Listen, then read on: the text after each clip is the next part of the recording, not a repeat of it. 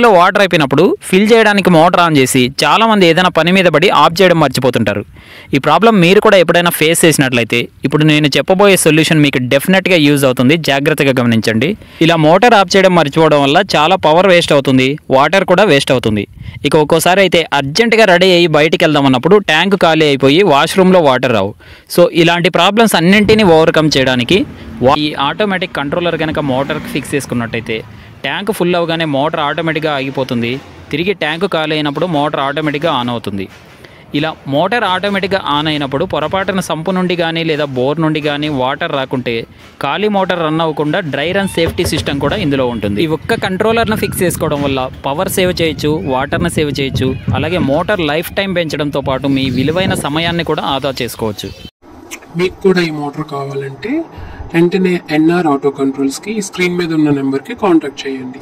Thank you.